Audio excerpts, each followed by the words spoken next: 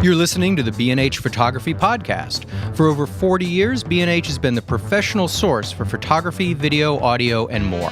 For your favorite gear, news, and reviews, visit us at bnh.com or download the B&H app to your iPhone or Android device. Now here's your host, Alan Weitz. Greetings and welcome to the B&H Photography Podcast. Today we're going to be talking about cameras, but not your usual run-of-the-megapixel cameras. We're going to be talking about homebrewed cameras designed and produced by people who truly love the art and craft of picture taking.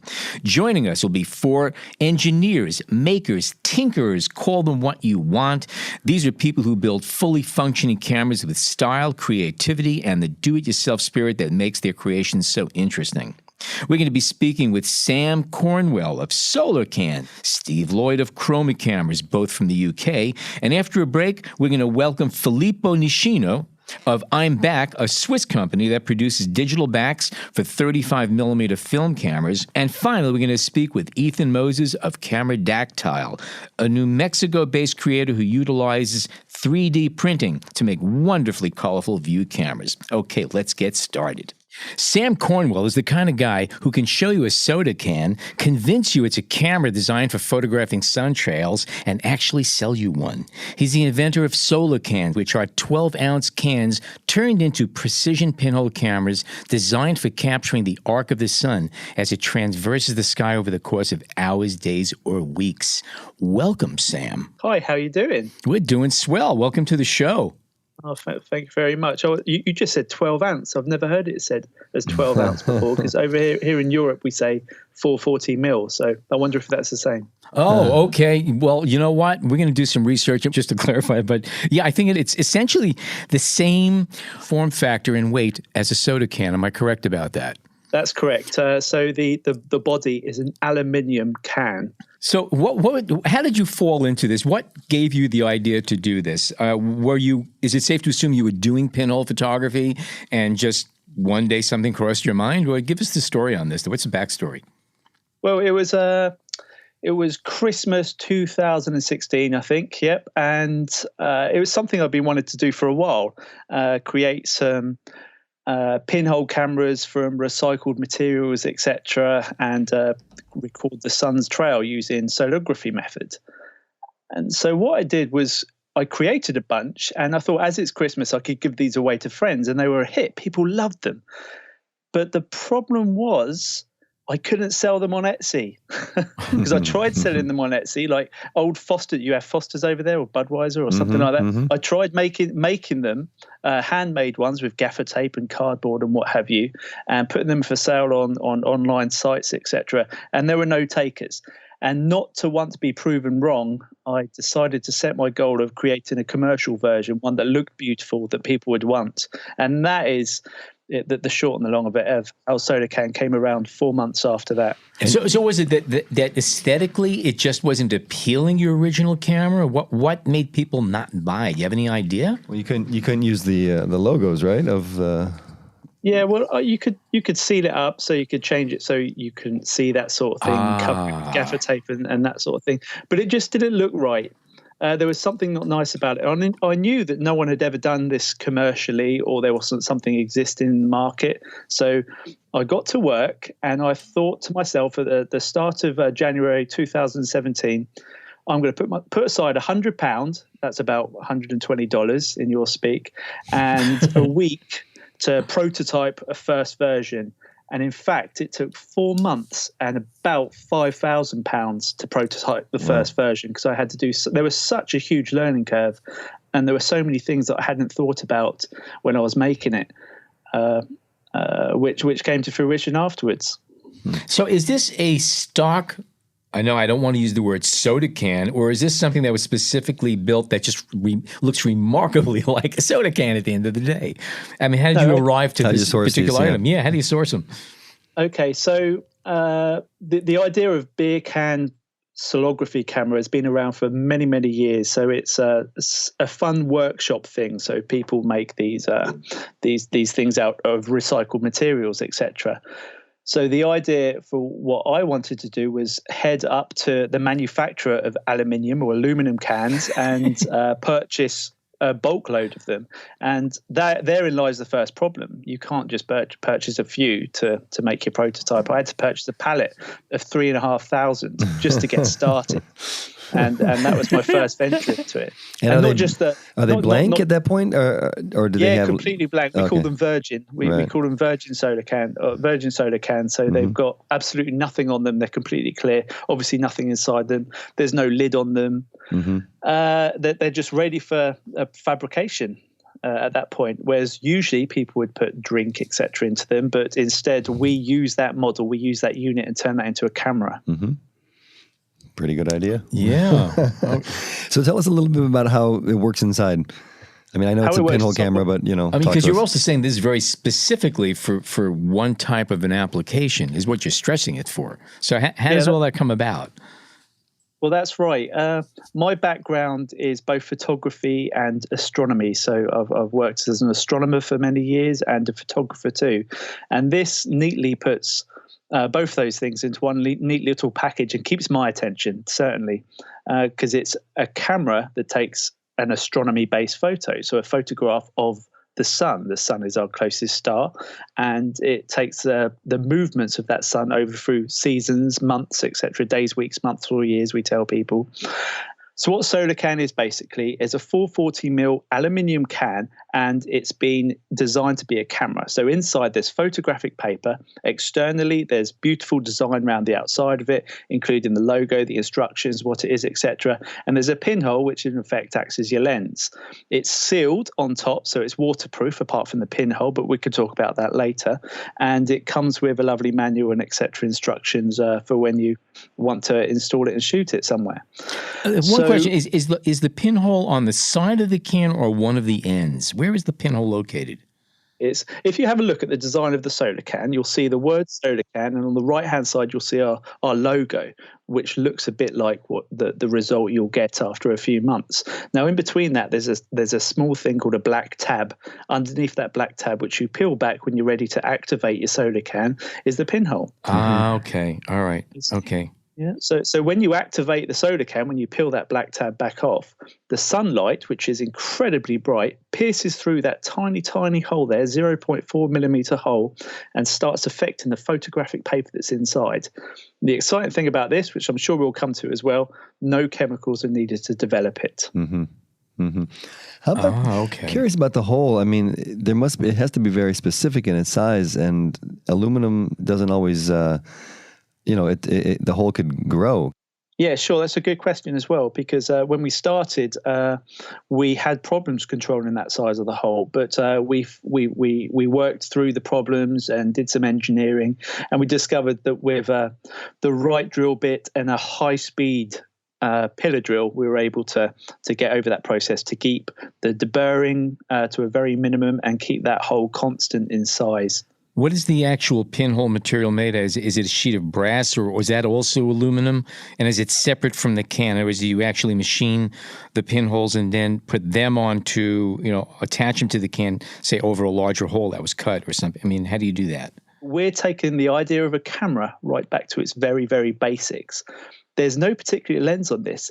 The lens is basically the aluminium drilled.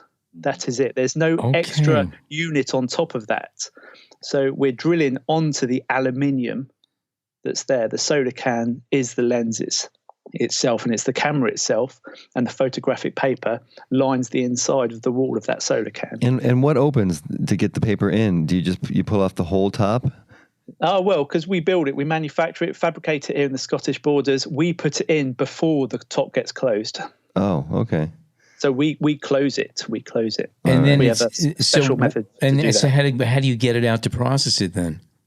Oh, this is fun. So you use a normal baked bean tin can opener. So a baked bean tin opener. Do you know what one of them is? I'm sure you have them. Yeah, of course. Yeah, one of them. Yeah. So you pop it on the top and you wind it round, and it cuts a line around the top very, very smoothly, doesn't create any sharp edges or whatnot. And the top of the lid just pops in, and you're able to pull that photographic paper out. So it's a one-shot camera. Well, you say that. So there's several different ways I respond to that. Is a drink, a one-time use drink. But what we've got this huge community here where what they do is they're reusing it. So they're making their own lids and putting a lid back on. Right. But the idea of what SolarCan is, it's more than just a camera. It's a whole experience. Right. So people who are not used to this form of photography are going to learn something. When they open it up, they reveal the photographic paper that's inside and suddenly have this sort of light bulb moment of, oh, that's how it works. I can start making these my own. Or I could pop another lid on this and see if I can make it work again. Or if they're really lazy, they can just buy another one. and the issue of putting another lid on is just to basically keep the light out, right? I mean, that's the only problem, right? So if you gaffer tape it should be fine. Yeah, absolutely. Yeah. But it won't look so nice, but it'll of course. work. No, of course not. How do you recommend anchoring? Because if you're going to be doing exposure for a few hours, days, or weeks, or whatever, and you basically use it's an empty can, and it doesn't take much to blow them over. Well, with every single solar can that you purchase, it comes in a cardboard tube, lovely cardboard tube, and inside that is your solar can. But in the lid of that, there's two 500 millimeter cable ties. That's very long. What's that? 500 millimeter, a couple of feet, or just a bit less than a couple of feet. Yeah. Okay. Cable ties to tie it to drain posts, lamp posts, your fence gate, a tree in your garden, or something like that. I thought you were going to say inside the box are two 10-pound lead weights that and a tripod. No, cable ties or zip ties, I think you call them. Okay, sure. And so, once you've kind of done it a few times and you've mastered the basics, how do you experiment and what can you do other than, juggling the time of your exposures to get creative? So in the box, the lovely gift pack, we give away your handy SolarCan instruction booklet, which we update every 6 months with images from the community. So that gives you some inspiration. But on the back page, we've got tips and tricks. Which we rate from easy, moderate to expert. And it tells you exactly what you're asking for there. So how do you experiment a bit further? There's several ideas on here. I don't want to give them all away, but one person put one in a car and drove about with it in the car. So rather than leaving it in a definite fixed position, it was inside a car. So the inside of the car details are there, but the sun's movement is incredible all over it. Or someone put one sideways, and by putting it sideways, you get a completely different path of the sun's rays. You'll have to see inside the manual, which you can download on the website if you want to see it briefly. We'll give that information at the end for sure. Yeah, and one my number one recommendation is to use reflections. So if you're in front of a big river or reflective tower block or a skylight or something like that, that could always work very well, because something that's reflecting the sunlight can be just as powerful as the sunlight. Well, where B&H is located, we're the very edge of what's called Hudson Yards, which is a whole new development on the west side of Manhattan, and it's all curved shaped mirrored towers. And early morning, especially in late afternoon, the light beams bouncing around this neighborhood are pretty intense. That's probably a good application. One question I have: you say that there's no chemistry needed. You pull it out and it's already processed. This is a printing out paper that you're using. Is that correct? No, it's darkroom paper. It is darkroom paper. So it has to be processed then. You need some chemistry, right? Or no? Absolutely not. No chemistry at all. What? I don't understand. How did you know I was just about to say that? How do you know? Seriously, I know. It's fun. You cannot get more simple than what it is. I've worked in a dark room, and you need chemistry to get it. Otherwise, it just turns kind of grayish or something like that. Exactly, and that's the point you're looking for. So if you take photographic darkroom paper out into the light, what happens to it? It changes color. Yeah, it goes a shade of maybe red or pink or magenta, depending on the paper. Yeah, right. Yeah, but that's what we're going to work with. We're going to control that discoloration, and the discoloration could be controlled if you have a pinhole to pierce that light to burn the line across the photographic paper.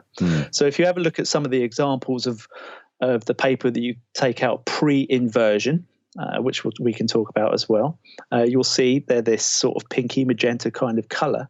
and then you invert it using a scanner or your mobile phone or digital camera, and that's when the magic happens, when you get these beautiful images that you've seen online. Okay. Now, how do you fix the images? Because if again you take it out, it's being hit by more light now. So how do you fix the image and preserve it at this point? Well, the fixing is done digitally. So you take a photo with your iPhone, or you do a scanner, and that's your fix. And what I say to people is just pop it away back into the side of the solar can, or put it in an envelope and leave it if you want to use it again later. But for all intents and purposes, that piece of paper is done there. That's where you finish with that. Now, a lot of people have said, but what if I want to chemically fix it? Now this is interesting. So for your really creative darkroomy experts that you've got listening to the show, nobody's ever been able to figure it out. No one's been able to fix or develop or fix a solar graph before. So this is something that hasn't happened before. So maybe if someone can figure that out, please drop us a line so we can share it with the community. But otherwise, we do it digitally. How big is the piece of paper? It's 5 by 7 inches. Okay. All right, so that's a good size then. All right. Yeah. And you had mentioned that you wanted to get back to something regarding the waterproof nature of it, or the hole. And I did mention that. Yeah. So I say it's waterproof, but how could it be waterproof if there's a tiny pinhole there? So in some very, very occasional circumstances, you can get something we call water ingress, where tiny, tiny drips of water get in because it's in a very, very exposed spot, or someone's tried to install one underwater. I don't know.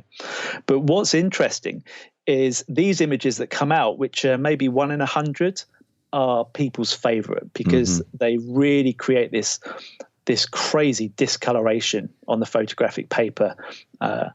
It's the imperfectness that people are looking for, the surprise they're looking for. And with water ingress, which is very difficult to achieve, that they can get that.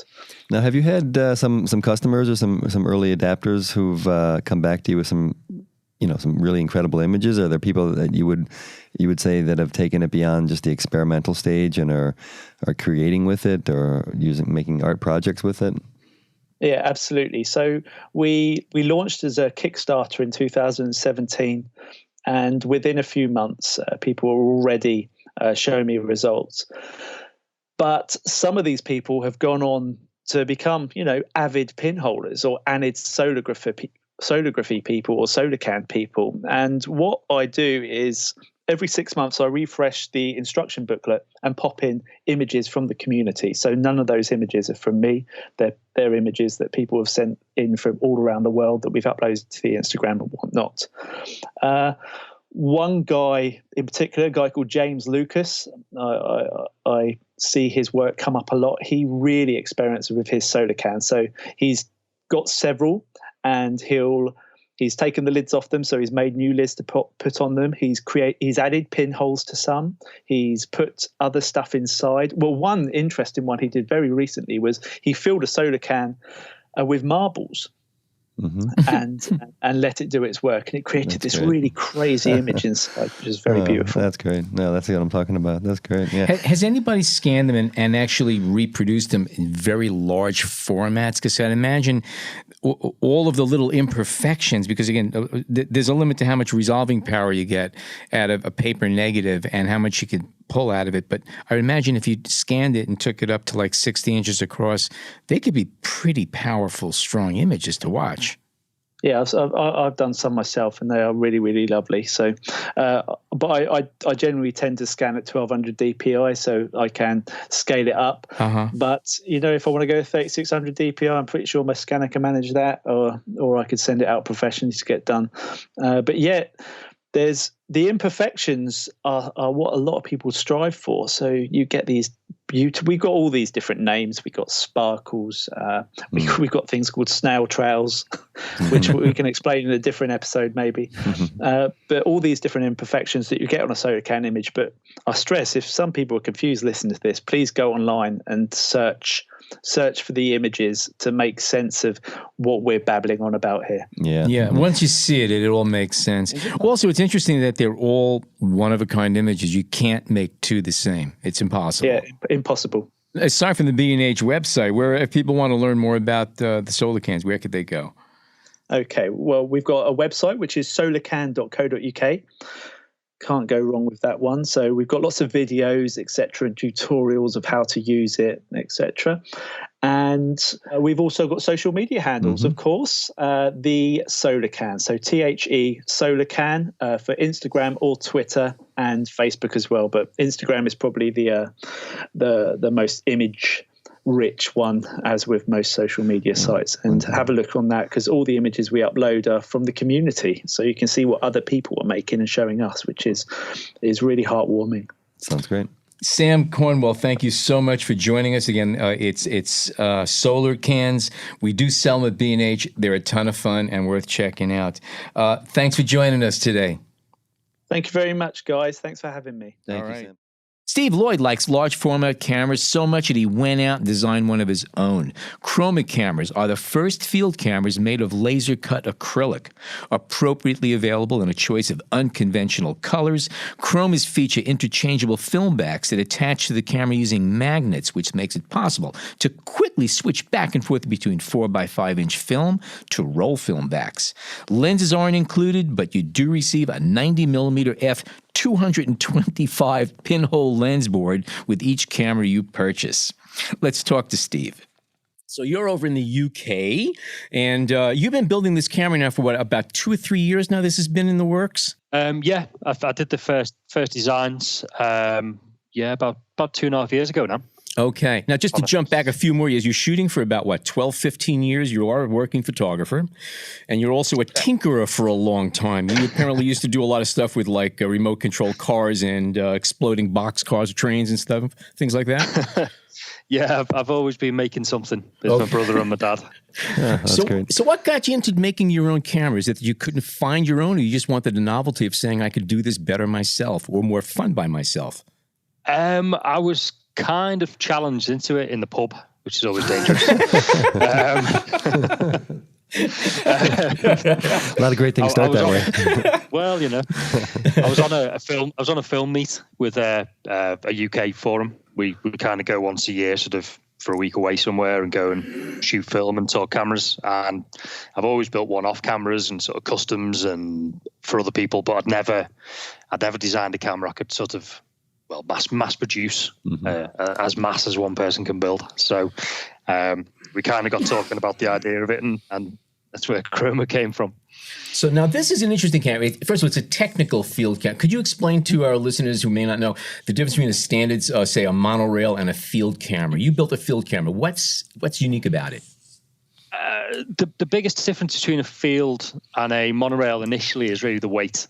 Monorail is literally based around a single solid rail, and your front and back standard slide along the rail. Mm-hmm. So when you pack it down, you're packing down a big rail, and it's inherently heavier. With a field camera, it folds down into itself by name. It was designed to be sort of carried into the field. It's much smaller, generally lighter, but it also retains all the same movements and the same or similar range of movements of rise, fall, tilt, shift, swing. So my Chroma kind of does a bit of everything. So this camera is made out of acrylic, and you apparently did a lot of experimenting with this. Now, acrylic is an odd. It has its advantages because it's easy to work with, it's easy to mold, and you can make it in colors. But it also has other technical challenges because most cameras are made out of materials that are easy to machine to a precision finish. And when you're dealing with 4x5 or pretty much any camera, parallelism between, say, the front where the lens is and where the film plane is, where the digital sensor is, has to be really parallel.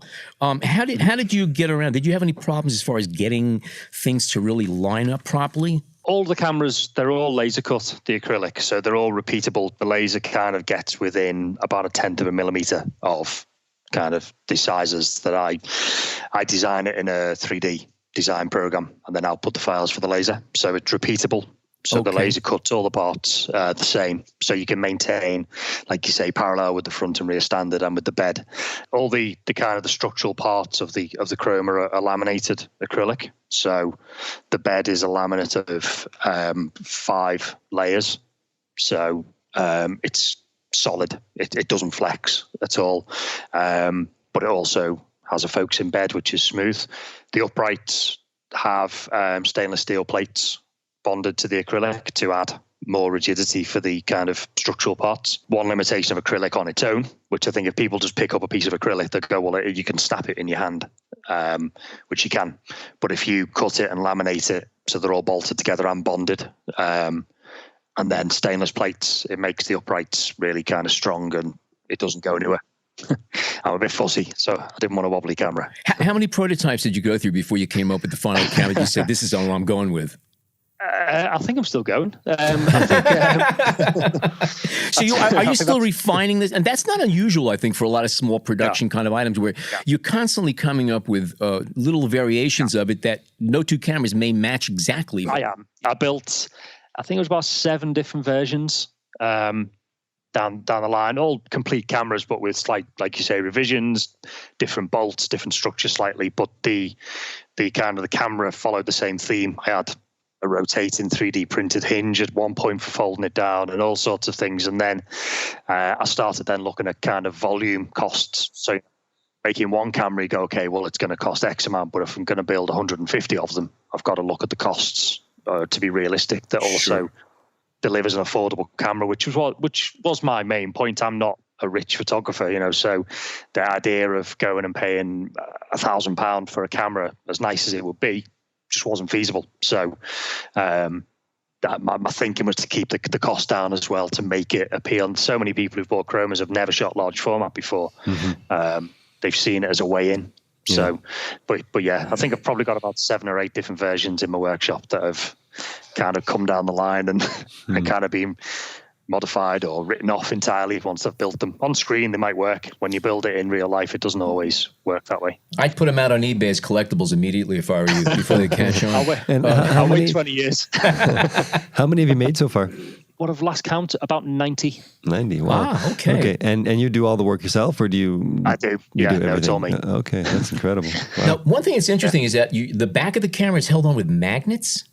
Mm-hmm. Yep, the rotating back has got 8 neodymium magnets embedded, sort of 4 in the back of the camera and 4 in the film back, if you like. It's a standard Graflock compatible back with a spring plate as well.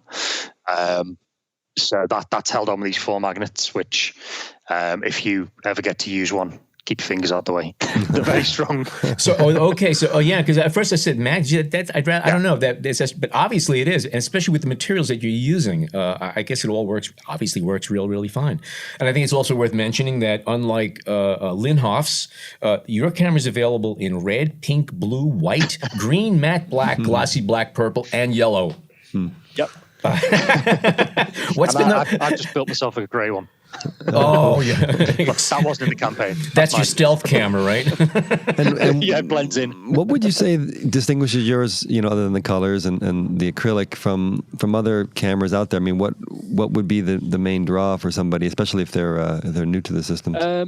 What does I say? Apart from the individuality, I'd say it's the affordability. Mm-hmm. I'm a massive fan of what Max has done at Intrepid in Brighton in the UK. They kind of the forerunners of Kickstarter. So obviously he set the bar with mainstream large format cameras. So I wanted to make it affordable, but also give you all of the range. So I've got rise and fall and tilt in the back standard as well as the front, which other cameras don't have. I've got swing and shift in the front as well. But it's just nice. It's quite tactile. I was at the photography show in the UK last weekend, where I spoke to a lot of people who've only ever seen the camera online or seen pictures of it. They've never held one. So the feedback was really great from people saying, it's really quite dense. So I wanted a solid but affordable camera that kind of gives you the range to learn on, really. You might not even use all those movements, but they're all there if you want to try them. But for those of you who are really truly interested in this, it's worth mentioning that the Chroma camera does accept lenses from 65 millimeter, which is pretty wide angle for 4x5, to 280 millimeters. So that's a good range of optics for shooting with a 4x5. Any chance of putting a bag bellows on that if somebody wanted to go wider, or are you entertaining that thought? To be honest with you, I've just cut the first test parts, what we were talking earlier about constantly tinkering with the camera for removable bellows. It's not something I've included with the original Kickstarter camera, just because added work involved really in the build. But it's something I may look to add as an option down the line. I say at the moment the bellows will go down to 65mm without a recess board. Obviously, you can go further with a recess board, but your movements are pretty limited. It's pretty much rise and a bit of tilt. Yeah, true. But if you wanted to, you could. I'm always modifying. My camera's now got a lead screw focus in bed rather than rack and pinion. So that's probably the next step. Okay. And you're also doing a 6x12 roll film back. I saw, yeah, I've got one on the sort of design table. I drew one up when I first did the campaign. I've printed a 6x12 body as well, with a view to kind of making a 4x5 back, along with an Instax wide back as well. But they're all kind of back burner while I'm building the cameras. Each camera takes probably 5 to 6 hours to build. So I've got a day job as well. So I've got to kind of focus on getting the cameras out and then do the accessories. So you build each one to order? At the moment, I'm building each one to the Kickstarter rewards. So okay, right. Gotcha. There were 150 cameras sold in the campaign. Oh, wow. So, that's nice. That's good. And are they do they tend to mostly be in the UK, or are they in the US too? No, Where actually, else? the bulk are North America. I think there's been, I'd say probably about 70 or 80% of them were North America. And then I've just shipped one off to Hong Kong. Another one's going to Russia next week. A couple have gone to Australia. They were really kind of scattered after that's that. Great. So that's great. Yeah. That's wonderful. If our listeners are interested in the Chroma, which, by the way, costs approximately $350 here in the States, I mean, it's really affordable if you want to get into large format shooting with something that is fun looking, but is a real camera. It's not a toy. Anyway, if our listeners are interested in the Chroma, how could they get a hold of you? What should they be doing? If you go to my website, which is just chroma.camera, there are, you can contact me through that, or there are also links to my Instagram, Facebook page, and Flickr. So I'm always happy to speak to people if you want to ask me any questions about it. As I say, at the moment, they're not available for retail, but they will be later on this year once all the Kickstarter rewards are built. There you go. By the way, it's Chroma. That's CHROMA. That is Chroma. That's how it is spelled. And it's great, and it looks like a lot of fun. And if you haven't seen this thing, definitely go online, take a look at it. It's a giggle, and it makes you want to go out and take pictures. And that's what it's all about. Excellent. Yep, that was the idea. Wonderful. All right. That's terrific. Steve Lloyd, Chroma, thank you so much for joining us today. Thanks for having me. It's good to speak to you. Okay, we're going to take a short break and be back with Filippo Nishino of I'm Back and Ethan Moses from Camera Dactyl. Stay tuned. We hope you're enjoying this edition of the B&H Photography Podcast. Send us a tweet at BHPhotoVideo, #BHPhotoPodcast. All righty, we are back, and we are going to be talking with Filippo Nishino, who is the co-founder and business developer of I'm Back Pro Digital Backs, which was developed by Samuel Melo Medeiros, who's the CEO and creator of this little device. If you haven't seen this, here's the deal. If you have a camera, and there's many cameras that do that, a film camera where you could take the back off, you could put this device on, the I'm Back Pro Digital Back, and it turns your camera into a digital camera. Now, it's really interesting. Any 35mm camera that you could take the back off, this is old Leicas and Nikons. I think you have backs for about 20 different cameras, if I'm not mistaken. And, well, I'll tell you what, rather than me just read off a bunch of specs, why don't you tell us about it? Yes. Thank you very much to invite me today. You're right. We did develop different dedicated back covers for our clients. So that means I'm Back is a digital module that is retrofitted to the analog photo cameras. That means if you have a 35mm analog photo camera, you can adapt it with this digital module, which is hybrid. That means you can always go back to film cameras. And there is a universal adapter that helps you to adapt almost all 35 millimeter analog cameras. But in case we did also develop several 30, for instance, different dedicated back covers that have a better fitting, a hermetical closing to your analog camera. So you can choose between using the universal adapter, which is not closing hermetically the back of the analog camera, but it works very well. And we did also develop those 31 different dedicated back covers. What would be the reason to buy the universal back if, unless you have such a very odd camera? Is that the only reason? Because you would want to get the one that's dedicated to fit, correct? Well, unless my guess is if you have a short budget and you own 5 different kind of film cameras. I guess so, yeah. If you want to use it on different cameras, yeah.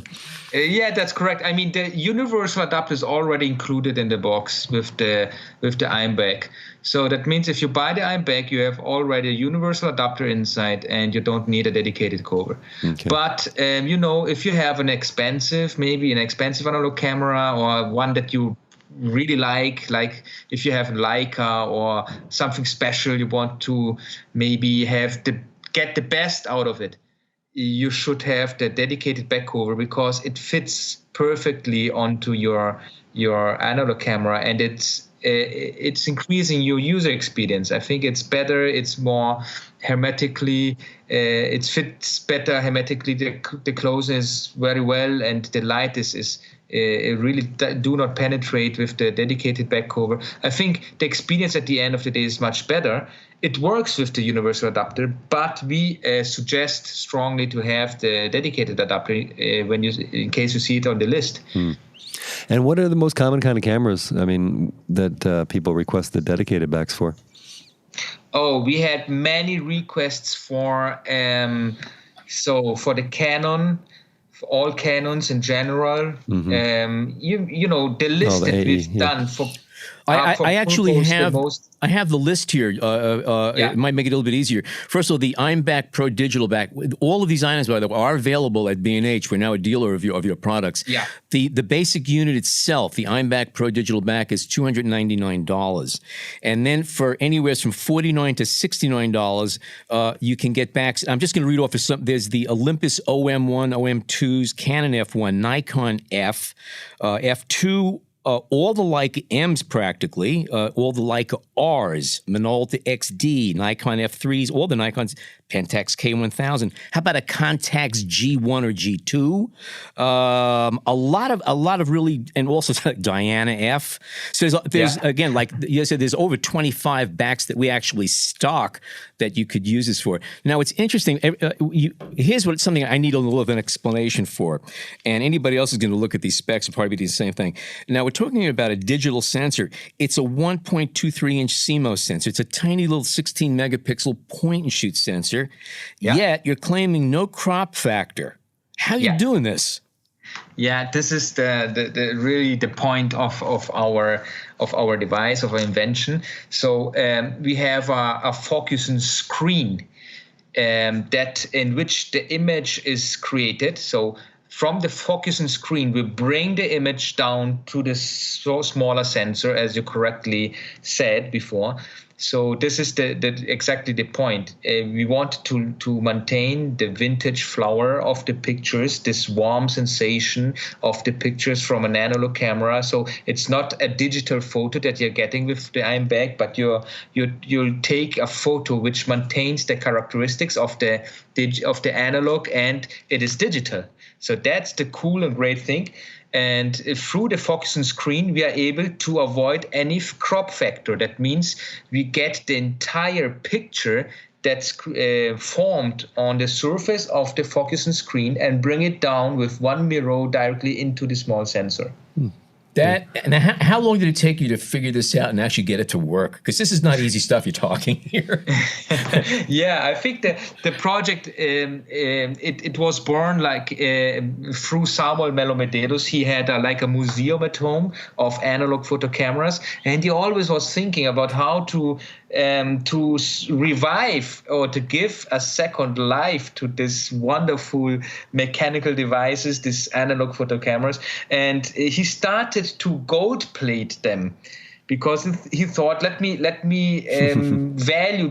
put a value on this, and he started to sell gold-plated analog photo cameras, and he had a few clients that were very surprised with that, and then he was thinking about how to make something out of this wonderful stock of analog cameras, and it was there that he had the idea to just make a digital bag for all those cameras, and one of the problems he wanted to solve is to have a multi-brand platform, a multi-brand device that could be fitted to all his analog cameras, and that's the reason why we came out with this solution with this kind of universal adapter, and then specific dedicated adapters to improve the user experience. But this was the entire idea, to have one device for all the analog cameras. And when did you actually start, the development of it, the building of it? So it was 5 years ago, approximately, that the first samples were created. That means in 2014, almost the first samples, the 3D printed prototypes were done, and then we improved it gradually during the years. But we had really an acceleration this year, 2018, in which we got the first functional prototype with the final design, with an industrialized design, let me say. And it was during September that we decided really to inject them in plastic, in plastic injection with an industrial optimized design. And 2018 was really important for us because we did accelerate through the Kickstarter campaign. So we launched it in May, and when we got the funding, we just started to industrialize the prototypes we did in the last 2 years, and here we are. That's great. By the way, just a couple little technical points of the sensor, as I said, is a 16 megapixel, 1.23 inch CMOS sensor. The ISO range is 100 to 1600. It shoots JPEGs and RAW, and there's a 2-inch LCD touchscreen on the back. So it's pretty involved. It's a real camera. And where do you get the sensors? Where do you buy the sensors? Where do you source them? Okay, we source them in China, obviously, in the biggest playground for electronics, let me say. So it's in Shenzhen. We just selected one of the best chipsets. So that means we use a Novatec chipset, and we combined it with a very efficient sensor. So that's a Panasonic sensor, and based on these characteristics, we chose our supplier that. In Shenzhen, in this area, you find almost everything. Right.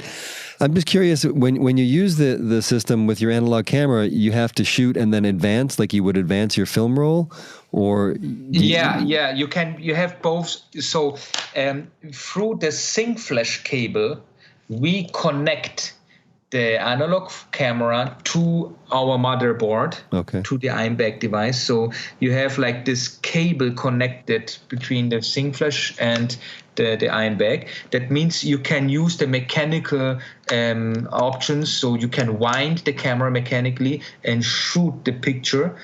And the thing is that you need to leave your camera on B mode. That means when you press the mechanical button, you will leave the shutter open for 3 seconds, and then you get the picture, because it is aperture priority. That means first you focus your camera on the picture, you make it sharp, and then you wind your mechanical camera, take a picture, and leave it for it's 3 seconds almost open. That means you hear the beeps, 1, 2, and 3, and then you get a picture. But you make everything mechanical. You have also the option to press on the button on the red button that's behind the I'm back, instead of using the mechanical And shutter. Setting up the camera and putting the I'm back on your camera is a pretty easy process. Is there anything that like a non-engineer would need to know in order to do that? Oh, it's very, very easy. What you need to do is just to take the rear cap out of your analog camera. It's like a small pine that you need to press sometimes. And the most complicated cases, it's a small screw that you need to take out. But it's not invasive. That means you can always put it back.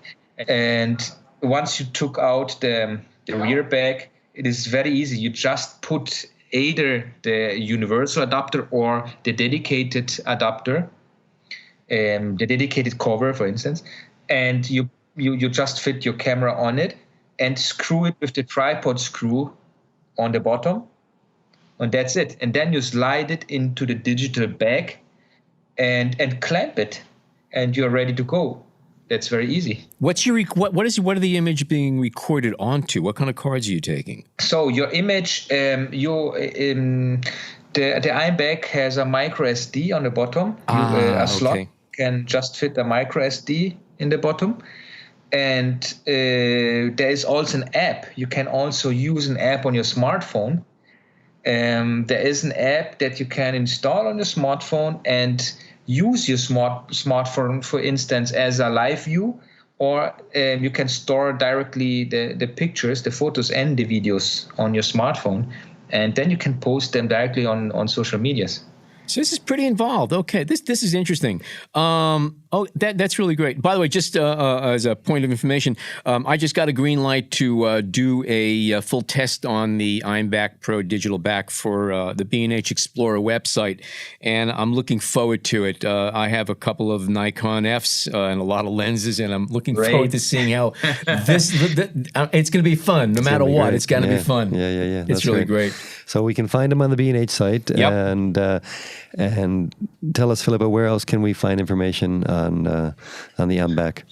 Okay, I'm back on our website, www.imback.eu. So that's our official website. You have the several informations, and we are also on Instagram, on Facebook. And if you Google it, also you can find many blogs wrote about our device. Filippo, thank you so much for joining us today. It's great talking about this digital back. I'm looking forward to playing with it, and I'm sure a lot of our listeners are going to be going online to taking a peek at this. Yes, I'm very happy to be with you today, and I just wanted to anticipate we're working on the medium format. I'm back for medium format also. Ooh, really? Really, we have our first prototype, and hopefully we will be very soon back to you guys to launch it together and to show you also the medium format. Hey, listen, just between you and me, no one's listening. Could you get me one of these? I really want to play with this. I'll do some experiment. Nobody else is listening. It's just us, okay? I won't tell anybody, I promise. We have the final prototype. You will have one. All right, okay. Filippo, thank you so much. Have a great day. Thank you. Thank you very much, guys. All right. Thanks, man. Bye-bye. Ethan Moses is the creator of Camera Dactyl, a 3D printed view camera with an aesthetic that harks back to the Haight-Ashbury section of San Francisco in the late 1960s. Available in a dizzying selection of colors and patterns, your chances of getting hit by a low-flying aircraft are slim if you're standing next to one of Ethan's creations. Ethan, welcome to the show. Hey, thanks very much for having me on. We've been talking about this for a while, so I'm glad we were able to finally get this going. So I have to ask you, how long have you been involved with this Camera Dactyl? What planted the seed for this whole thing? Oh, I mean, I guess the story probably goes back to when I was 13 or 14 and I bought my first camera at B&H. But more, that's the secret of getting on the podcast, folks. Buy your first camera here and you got a seat. Anyway, go ahead. Sorry. So about a year ago, I bought a 3D printer for the purpose of laser etching some PCBs for an electronics project I was doing. And took a long time for some chips to come in, and I had this 3D printer sitting on my desk. I have built cameras for myself and used cameras forever and ever, but I've never built any cameras to sell. I sort of just started tinkering with it and built myself a 4x5 view camera, or field camera, if you will. And I thought it was, pretty fun. And I threw it up on Kickstarter and quickly became a victim of my own very mild success. Now, let me ask you, have you used field cameras prior to this? Was it something you were familiar with? And are you, obviously you take pictures, you're a serious photographer. Do you do this? Oh, okay. Now, is this a living that are you shooting for a living? Or is this just a really fun side thing for you? Yeah, it's a really fun side thing. I originally went to college for physics and dropped out and thought I was going to be a photographer. The photos that I like to take have very little commercial value. I'm not super good at it, but I love it. I've been taking pictures and building, photo equipment since I was 13 or 14 years old. But are you a builder? Are you a maker? What is your day job, if I can ask? Sort of like your backyard engineer. I build industrial and fix industrial machinery for a living, conveyor systems for canning lines and that sort of thing. But now, and I have to ask you a question. When you're designing conveyor systems for canning factories, are they in multicolors and pop art? I mean, because you seem to, you're. It's not just that you're making cameras; you're making fun cameras. They're whimsical. They're you cannot help but smile when you look at one of your cameras. Thank you. So the funny thing about that is I am not a very good sort of like visual designer. I hope that some people would argue with me on that, but I'm really concerned with like making things that work. I like electronic and mechanical systems that do things well. And sort of the color or the look of the thing is very secondary to me. So if you're building like the other day, I made just sort of like a 3D printed switch holder for a sensor on a canning line, and it doesn't, like, nobody cares what color their industrial machinery is. They just care how many cans you can pump out in a minute, and how often it fails. And so if pink is cheap that week, I'm printing in pink. I love it. Sort of carried it over to the camera dactyl, but people really either loved or hated it, and no press is bad press for sure. And no, it's true. I dare somebody to say I hate a pink field camera. Really, it's like, especially with what is it with unicorns on it? Come on. So where do you source the bellows? Or I build them. You build them, yeah.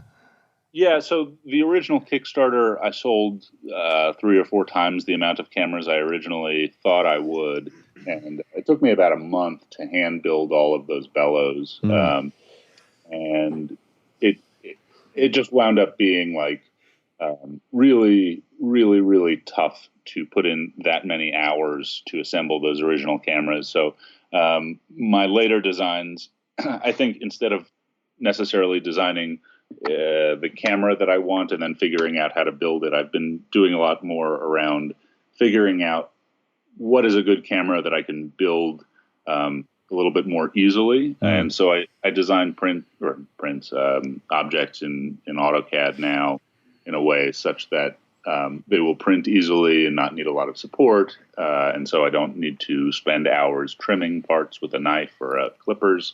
And I don't need to do things like fold and glue bellows for a month straight. How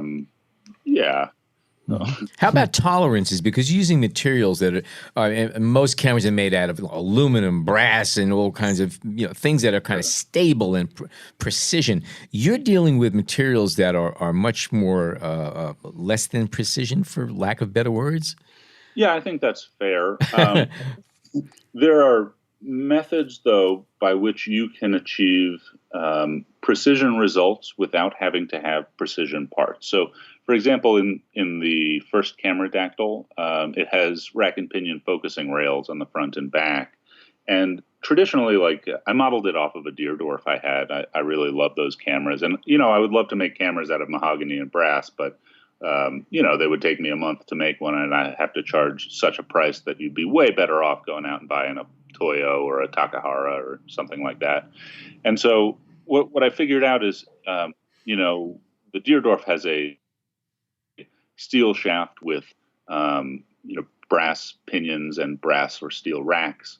And they just fit together absolutely perfectly. I think it's also worth mentioning that you have something else in common with Deerdorf, and that is that Deerdorf, for those of you who don't, if not familiar, it's the premier view camera manufacturer. They're no longer in business, but what was really amazing about them, an American company, they made everything in-house, including the smallest screws, so that everything in that camera came from that factory. Nothing was sourced out. Everything was made specifically for that use. And you're doing the same thing with your cameras, in a sense, right? Yeah, I'm trying. So there are some things that I'm now buying off the shelf in terms of hardware and screws. But so what I've figured out is that if my rack and pinion doesn't have the same sort of precision tolerance, what I can do is use some screw adjusters so that I can tension the rack against the pinion or vice versa, and achieve like something that is smooth, that has no wiggle. And so I always sort of use the quality of the material in my designs, right? So things have certain tolerances that can be adjusted often. This new Cameradactyl OG has a helical focusing ring, which I built it in such a way that it's very hard to do it in plastic and still have it move smoothly and have no wiggles. But, I added a couple metal screws and I split that part up into about 4 parts so that you can adjust the screw tension until everything is nice and snug. And so, it just requires a little bit more thinking about generally how you tension joints together. But, totally doable. So let me ask you, would you consider actually taking what you've learned so far building these fun 3D printed cameras into something that is a higher level, more precise, and obviously going to be more expensive, but do you have any thoughts in your head that, you know what, I got this thought in my head, I might just do this one of these days and somebody's going to say I need it and I want it? I'm not the hugest mass producer, but I would love to make things that are really reasonably priced, that people get good value out of, that sort of do the thing that they're supposed to, as well as you would think they would for what they cost. I try and bring products to the market that I think I can do so in a way that is economically feasible. Yeah. Right? There you go. By the way, speaking of, what are some of the other products? Because it's not just this one camera. You've got a few things going on. What are some of the other products you're producing these days? Well, so I started with that first camera on Kickstarter, and then I started making plastic grips for classic cameras. So I've got about 30 or 40 of those. My most popular ones are the Nikon FE, FM, FE2, FM2, etc. And the Pentax 6.7 grip I made for, I don't know if you follow Mike Padua on Instagram. He requested one, and I said, this is a crazy idea. I don't think that's great, but, it only has that wacky left-hand grip in wood. And, okay, I'll make you a right-hand grip one. And so I made it, and it's now my best-selling grip, which is weird. I gotta thank him for that suggestion. Can I ask, do you kind of like look out at the marketplace and say, okay, this is stuff that is not available and I can make and sell, or is it really it kind of just starts with something like this, something that came out of almost a chance encounter, or something that just interests you? A little bit of all three of those things. Uh-huh. So the first 4x5 I made, I was making for me, but at the time there were very few options. I think a couple of days before or after I launched my Kickstarter, also Standard cameras launched theirs. And so now there's a whole bunch of options in that price range. Right. Generally, I work on a lot of projects either for work or for fun that will never see the light of day, just for economic reasons as sort of a consumer product. But once in a while, either somebody hands me, a project that they're working on and need some help with, and it inspires something else. Recently, I have a friend who is building a it's something like a tray cam that makes 3D point clouds to map stream flow after floods out here. And he needed some help with some of the programming on that, and it inspired me to buy a bunch of Raspberry Pi Zeros and Pi Zero cameras, and maybe build like a digital Nimslo or Nishika 3D that I'm working on now. Maybe that'll see the light of day as a consumer product. But it sort of depends. A lot of the things I build just for me. I have a product request site or page. Oh, that's cool. Yeah. And so, I get a lot of like wacky requests that I don't think anybody would buy, but once in a while somebody will request something that I know I can make in, a couple of hours, and I think will sell really well. The most recent, these film box tab holders, somebody requested, hey, can you make one of these? And I said, yeah, that's easy. And there's a lot of cameras out there that could use them. And so, within a day or two, I had prototyped a couple, and I threw them up on the website and sold a couple $100 worth of them on day one, which was really kind of crazy. I mean, I'm very small scale. Do you have a lot of, is it through Instagram or your website that most people would find that so quickly? Yeah. So I think most people are finding me on Instagram. I just broke 2,000 followers. I feel like Kim Kardashian over here. I think that's sort of the primary method of advertising, and then going on excellent podcasts. I saw you run another one recently too. I was checking that out. Yeah. No, you've been around. You've been making rounds. You're doing the right thing. Hey, question for you. Talking about these little film tabs to the back. Do you, by any chance, make dark slide holders for Hasselblad magazines?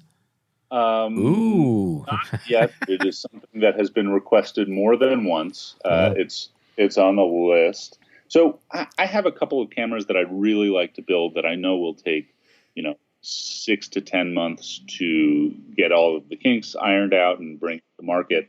And it's just such an expensive thing to sit down for 10 months and, prototype things without selling anything. I've been trying to pick the low-hanging fruit, the designs I can make in, under 2 weeks, let's say, and put those out on the market so that, I've got 12 printers running in the back right now, printing camera grips and some film tab holders to fill orders. And so I can use 2 to 4 printers to build prototypes while I'm filling orders. And so, let's see, I've built a bunch of different types of film holders. One was just from a request from a product that a friend of mine showed me. It was these old, I think Minolta made them in the 70s or 80s. They were like 2 film cans that clamp to your camera strap. And, okay. So I've been making those for, or a version of those for 35 millimeter and 120 films and like single, double, and triple cases. I've made a meter. I have a little... a light meter? Yeah. It's a little shoe-mounted light meter. That just came out of... I did this project a while ago where I had a broken meter on my Yashica Electro 35 GSN. Sure, and so I made a extremely dry, like hour-and-a-half video on how to put manual shutter speeds into that camera. And then I also made a very dry 45-minute video on how to build a Arduino shutter tester for about $8. And then once I had done that, I had no meter on this camera, and I could desolder the metering cell, but like you can't get the same cell these days. And I had a bunch of, I have like a Canon P that I use all the time, and that has no meter. And so I made a little shoe-mounted light meter. It's mostly, analog to avoid FCC testing, which, again, could cost $3,000 to $10,000 before I could sell unit 1, and I just wanted to see. But if it's, I've sold out right now. I got to sit down and make another batch of them one day. And if that's relatively successful over this year, maybe I will run a Kickstarter to make a little digital meter that'll be smaller, cheaper, and better in every way. So, when did you first do your first Kickstarter? Or basically, when did you start selling stuff?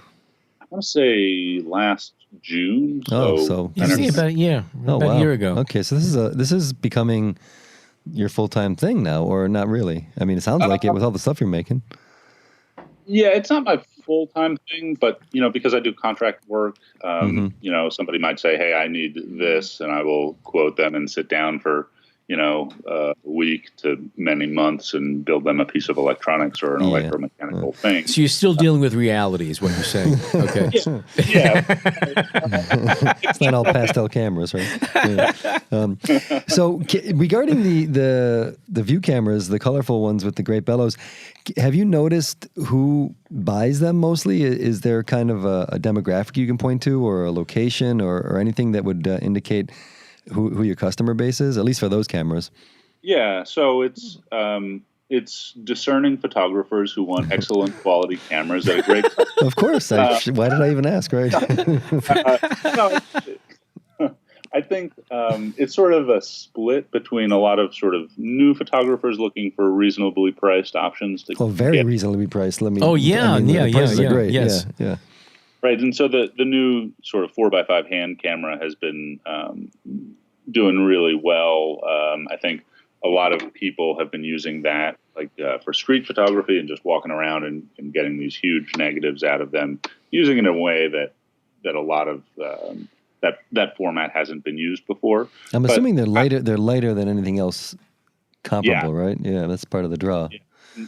And the new ones are extremely durable. I've used a little bit of metal hardware, but not enough. So it's way lighter than my Nikon F and not much bigger. But yeah, cool. Okay, yeah, that's pretty cool. I would say most people who are actually buying them are sort of new photographers looking to get into the medium for the first time, or looking for a really simple 4x5. Or I have a lot of camera collectors. You guys know and probably are those sort of old men who have 85 cameras around on display and use some of them. And he's peeked at me. He knows my collection. Yeah, definitely not talking about me, but I like to see them get used. But I think often people just buy cameras. It's a collector's item too. Why not? In the automotive trade, they call them trailer queens. These cars that are impeccable. Yeah. They just go from one show to the next. The tires never hit the ground. Yeah, they're trailer queens. Yeah. But is it mostly in the States that you've made your sales, or have you found one particular country, or folks in one country are calling and asking? Yeah, so I ship all over the world. Primarily, I ship in the States just because shipping is so much cheaper. But I've sold a lot to England, a little bit to Germany and France and Japan and Taiwan. I would guess that Japan would be a big market because the character of them is very. It just seems to go with Japanese culture. A lot of the pop things and fashion you see. I could see that camera being so popular amongst young people in Japan. Really can. And they, not only that, but they've got a really excellent film culture there. Yes, they do. Yes. There's some excellent camera makers that I aspire to be one day. But so shipping to Japan is really expensive as well. There's a little bit of a language barrier. I mean, there's a lot of English speakers in Japan, but selling to the UK, everybody can read my website and sort of get the description, get the humor. It's a little tougher. I've been looking for an EU distributor that I'm working on, and maybe an Asian distributor. I sell a bunch to China as well. But right now it's just you. In terms of handling all the shipping, the distribution, and my 4,000 employees, the minions. They're all Anything coming on the horizon that we should know about? So I've got a bunch of products that are in various states of prototyping. I'm working on a 6x12 back that'll fit in Graph-Lock cameras, like the Speed Graphic or pretty much any 4x5. And then a version of that'll fit the camera Dactyl. The OG is the new hand camera. Right now, that pretty much just shreds film, but I've made a little bit of progress. I got to get back to that. I'm working on a laser cut and 3D printed 8x10 field camera that's sort of like a more premium item that I think I will just make batches of 10 and sort of sell them as working, but art piece type things and crazy, wacky looks. I could see that as being a very good market, a little niche market. You just think little short-run cameras that are quirky, interesting, however you want to describe it. But I could see that as an interesting direction to go, and a good direction to go. Yeah, I think it's something that I would like to make one for myself, and I might as well sit down for a week or two and make 10 more and see how they do. I just released a do-it-yourself panoramic 35 millimeter pinhole kit that's also laser cut and 3D printed, sort of exploring the possibilities with the laser cutter. And then I've got on my desk right now, I've strayed away from building a lot of digital things because of FCC testing, and that I do everything in small runs. But I'm really into these like wigglegram cameras that people are making. I guess they used to print multi-lens camera images under a lenticular screen so you could free view 3D images. Oh, yeah, yeah. With sort of the decline of lenticular printers, people are scanning those images and turning them into animated GIFs. And so I'm working on a little digital camera project on my desk that will shoot with 4 lenses and make wigglegrams and maybe anaglyphs and some other things. Ethan, thank you very, very much for joining us today. It's been fun talking with you. If our listeners want to see your cameras and what you're up to, what sites should they go to? Sure. Thanks for having me on. My website is cameradactyl.com. That's CAMERADACTYL.com. And I'm also Cameradactyl on Instagram, and I have the account Buttergrip for sort of camera grips and accessories. It's very cool. Wonderful, wonderful. Again, nice finally chatting with you. We've been going back and forth online for the longest time, so it's nice to actually talk and get to know each other a bit better. And again, if you're listening, go check it out. It's some great stuff. Ethan, thank you so much for joining us today. Thank you. Pleasure to be here. And so, the close of another show. Thanks to Sam Cornwell of Solarcan, Steve Lloyd of Chroma Cameras, Filippo Nishino of I'm Back, and Ethan Moses of Cameradactyl for joining us on our show today. If you want to learn more about these wonderful cameras, check out the links on our show notes on the B&H Photography Podcast homepage, or the B&H Photography Podcast Facebook group, which you are welcome to join. If you are not a subscriber to our show, pull over to the side of the road right now and sign up on Apple Podcasts, Google Podcasts, Stitcher, Overcast, and Spotify, and tell them Al sent you. For now, on behalf of Jason, John, and myself, thank you so much for joining us today.